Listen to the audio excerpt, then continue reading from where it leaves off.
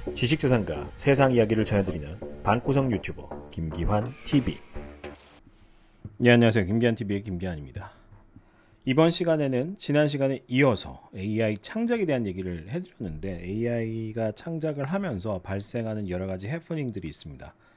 AI에게 저작권 인정해야 되냐 안 해야 되냐, AI가 만든 창작물에 대한 저작권은 누구에게 있느냐, 뭐 이런 얘기들, AI 저작권 문제와 예술성에 대해서 이번 시간에 좀 살펴보려고 합니다.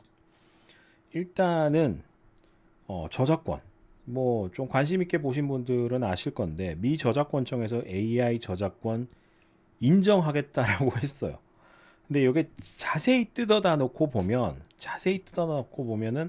말이 조금, 야, 이게 앞뒤가 안 맞나 싶은 생각도 드실 수가 있는데, 미국 저작권청 USCO에서는 이제 인공지능 AI가 생성한 작품에도 저작권을 인정할 것으로 밝혔습니다. 다만 이 최종 완성품에 사람의 창의적 노력이 포함됐다는 것을 증명할 수 있어야 된다. 이게 뭐야? 말이야 방구야? 막 이런 생각이 들 건데, 중요한 거는 주어가 누구냐? 사람. AI의 노력이 아닌, AI 알고리즘의 노력이 아닌 사람. 주체는 사람이다. 사람의 창작성 노력이 포함됐다는 것을 증명할 수 있으면은 AI 생성 작품도 저작권 인정할 수 있다. 이렇게 밝혔고요. 미 저작권청은 AI에 의해 생성된 자료를 포함하는 저작물에 대한 가이드라인을 발표했고, 계속해서 이제 논쟁이 뜨겁습니다. 그래서 뭐 AI 컨텐츠를 생산해내는 업체랑 계속해서 뭐 소송도 걸려 있고 그래요. 왜 인간, 사람이라는 주체가 들어갔느냐? 저작권은 인간의 창의성, 여기서부터 시작이 돼요. 그러니까 이제 뭐 제가 배우기로도 그렇고, 미국 법에 따르면 이제 지적재산권은 인간의, AI가 아닌 인간의 창의성의 산물인 경우에만 저작권이 부여될 수 있으며, 저작권청은 사람이 저작한 저작물에 한해서만 인정을 하고 있어요. 그러니까 반드시 사람이 만들었습니다. 누구에 의해서? 사람. 이게 대전제입니다.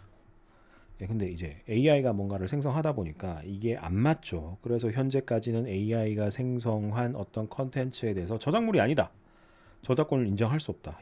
현재는 그래요. 그래서 이제 한국 저작권법에서도 이 저작물법에 따르면 인간의 사상이나 감정이 어떤 수단으로 하여 표현된 창작물, 결국 인간이 나옵니다. 인간 아니면 안 된다. 반드시 인간이 직접 창의성을 발휘해야지만 저작물로 인정한다. 이 대전제 때문에 아직까지 이 틀이 깨지지 않고 있다. 계속해서 뭐 소송이 걸리고 이런 것 때문입니다. 근데 웃기죠. 저작권청은 AI 저작권 인정하겠다라고 했는데 인정한 사례가 없다는 게 참 아이러니합니다. 계속해서 이게 뭐 지금 논쟁거리고, AI 창작물에 대한 저작권 인정 사례가 없다라는 거 살펴볼 건데, 23년도 8월 19일 이제 미국 콜롬비아 지방법원에서는 AI로 만든 예술 작품의 저작권 등록을 거부한 미국 저작권청의 결정을 인정하는 판결이 있었어요. 미국 저작권청 말이 맞다.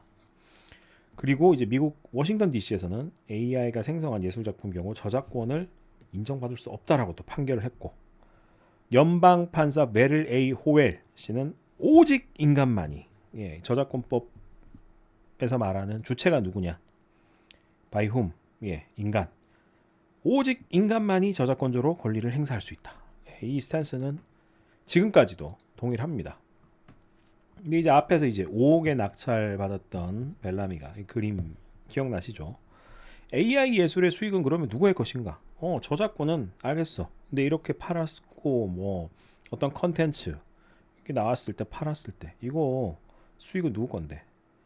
이 초상화 연구팀이 만든 이제 에드먼드 벨라미가 이 초상화 같은 경우 이제 5억 원 이상의 높은 가격에 팔리면서 저작권 이슈가 제기가 됐는데, 연구팀은 위크아트 사이트에서 그림을 가져와서 AI를 학습시켰어요. 무려 25만 장의 그림을 보고 스터디를 했다는 겁니다. 그리는 과정에서 이제 로비 바렛이 공개한 프로그램 활용 것을 이제 시인하면서 AI를 학습하는 오픈 소스 창작자에게 애초에 저작권이 있다는 의견입니다. 그러니까 뭐 소스들이 막 있는데 이거를 AI가 보고 여러 학습지나 이런 거를 보고 공부를 한 거예요. 공부를 해서 저 이제 5억 원에 낙찰한 이런 콘텐츠를 그려낸 건데, 애초에 이 원소스, 이 사람들이 저작권 가지고 있는 저작물을 소유하고 있었고 그거를 이제 AI가 보고 공부한 거니까 저 사람들이 애초에 저작권이 있는 거는 이거 어떻게 봐야 되냐 이런 논쟁이 또 있었고요.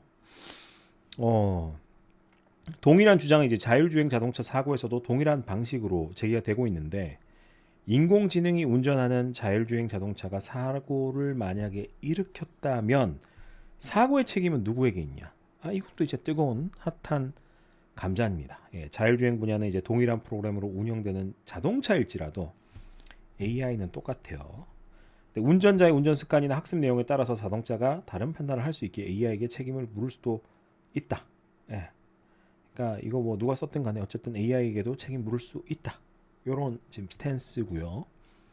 하지만 이제 AI는 저작권을 가지지 못한다는 거는 이제 계속해서 뭐 동일한 메시지인데 통상적으로 AI 저작물에 대한 저작권 문제의 핵심적인 기준은 AI가 도구로 사용되고 있는가입니다. 그러니까 뭐 코파일럿, 뭐 챗GPT, 뭐 이런 게 있으면은 이거를 하나의 뭐 엑셀 같은 엑셀에서 좀 더 고도화된 툴로 이제 결국은 누구에게 사용되냐 사람에 의해서 사용되는 툴로서 봐야 된다. 카메라 같이 봐야 된다는 거예요. 그러니까 이 사진 저작물 같은 경우도 카메라에 의해서 사진 저작물이 처음 나왔을 때 사진 찍은 거를 저작물로 인정을 안 했었습니다.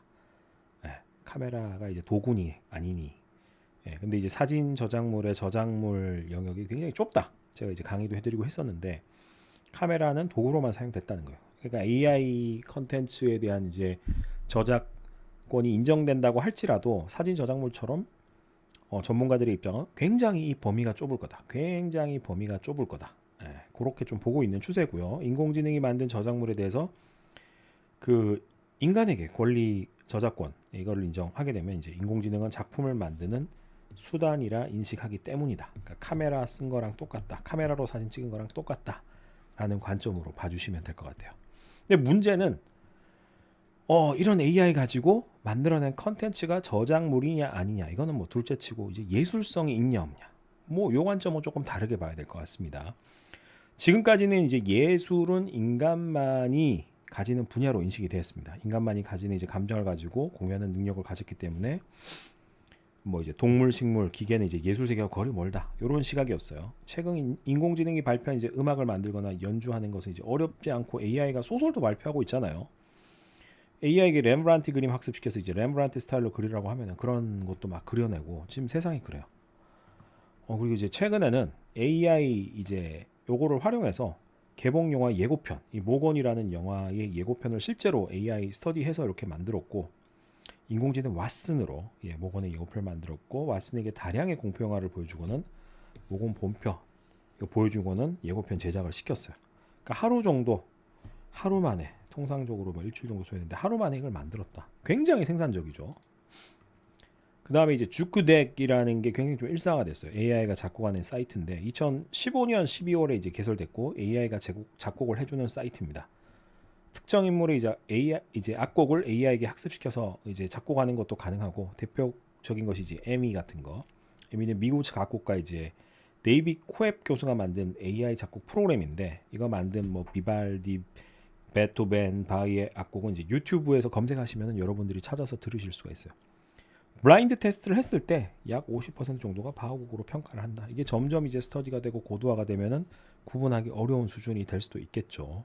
그리고 이제 AI 글쓰기 분야는 일본 얘기 잠깐 하면은 일본 경제신문사에서는 이제 기업들이 결산 보고서를 이미 2014년 10여 년 전부터 일본이 빨라요. 우리보다 일본 정치인들이 그나마 일을 좀 더 하기 때문에 그렇다고 보는데 AI가 이제 작성되고 있고 AI 작성 기사에서는 기자 이름 대신에 이제 AI가 작성한다고 이제 Story was automatically generated by automated 뭐 insight 뭐 이런 식으로 표시된다고 합니다. AI가 작성한 기사다. 우리나라도 최근에 이런 뉘앙스의 한글로 써지는 그런 짤막짤막한 보도 자료들이 올라오기 시작했습니다. 결산 보고서 외에 이제 스포츠 기사 이런 거 신문사에서 이제 AI가 작성하는 거, 스포츠 경기 보도 이런 거 이제 포맷화돼 있으니까 AI 통해서 만들기 쉽다는 거고요. 문제는 이제 소설 같은 거. 요거 이제 말이 많죠.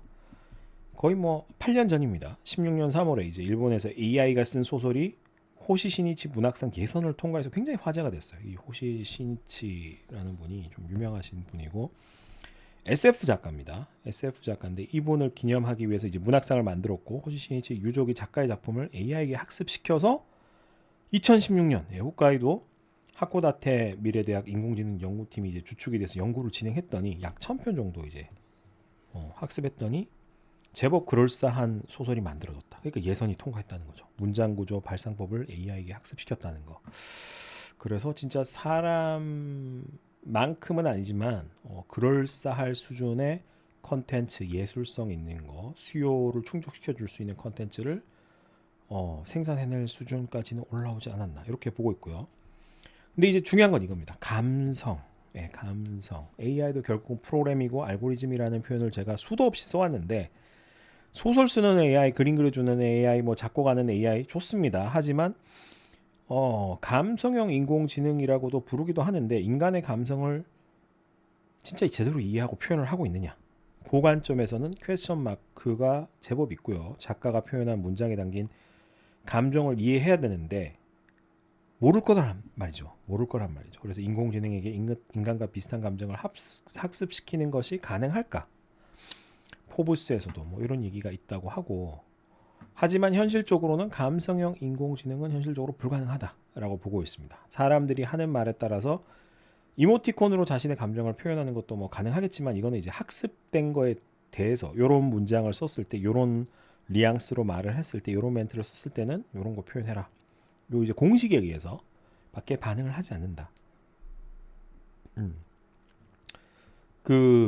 뭐 예를 들면 이제 로봇이 고층 빌딩으로 커피를 배달해 줬을 때 고마워요라고 말을 건네자 로봇의 화면에서 뭐 웃는 모습 이모티콘으로 표시되는 거. 이거는 감정이 아닌 기계적인 반응이다. 그러니까 궁극적으로는 이 감성형 인공지능이 현실화가 되었을 때 우리가 상상하는 그런 세상이 열릴 것 같다. 지금까지는 아직까지는 이제 뭐 고도화된 기기 장치, 소프트웨어 장치, 알고리즘에 불과하다. AI가 만든 컨텐츠는 아직까지 뭐 저작권 인정하지 않고 있고 인정하게 되더라도 AI를 카메라처럼 창작을 하는데 활용한 어떤 보조 수단으로 이해를 했을 때 굉장히 좁은 권리 범위에서의 저작권을 추후에 가까운 시일 내에 인정하는 모습이 생겨나지 않을까. 전문가들은 그렇게 보고 있다. 정도 좀 준비해서 메시지를 전해드렸습니다. 지금 바로 김기한 TV 멤버십에 가입하여 발명가, 지식재산 대중화에 함께하여 주십시오.